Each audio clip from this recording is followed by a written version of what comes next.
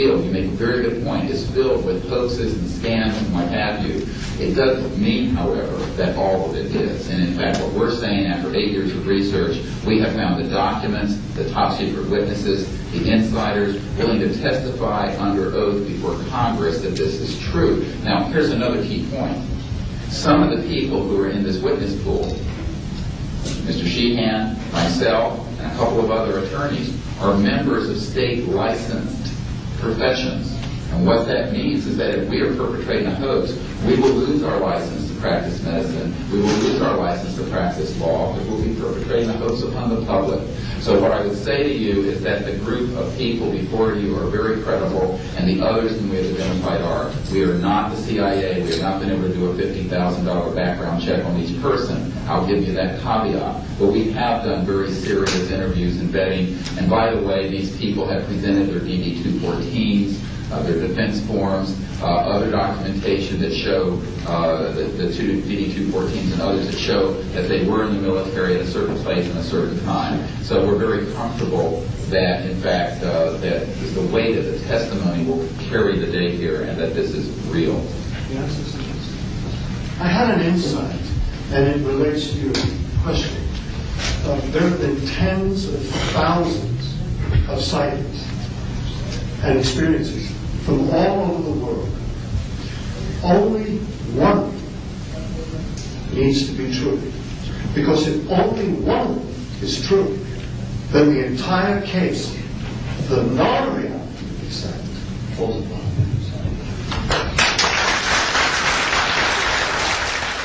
Such evidence out of the public domain, yes. A priori, all signed agreements and oaths that have flowed from such operations are null and void. What that means is, in legal theory, is that if it's an illegal enterprise, the agreements those that are entered into as a result of that illegal enterprise have no legal standing. So one of the things I would like to announce today is all of the men and women listening to this need to know they are free to speak. We are declaring all national security oaths on this subject null and void. They have flowed from illegal operations that has no standing constitutionally. My people, my mother's family, who fought in the American Revolution, were prisoner of war with the British to help found this country, did not fight and die to form the United States so that this kind of chicanery can go on. So these men are free to speak, and there can be no legal repercussions against them. We have legal counsel who will also support this theory, and we're taking this to other constitutional scholars. It is time for that game to end. It is time for a new era in the human experience.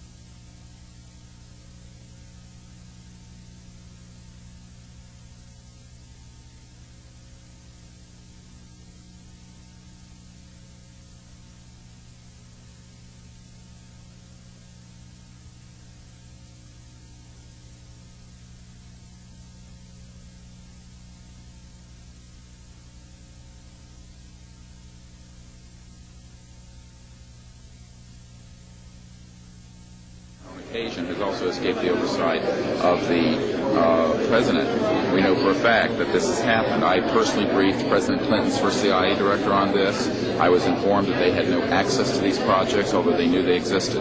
I was told the same thing by the senior investigator for the Senate Appropriations Committee, a man named Dick D'Amato, who in 1994 told me that there were somewhere between $40 and $80 billion a year going into these classified projects, and that he, with a subpoena on behalf of the Senate and a top-secret clearance, could not penetrate them. He told me these were the varsity team of all black projects, covert projects.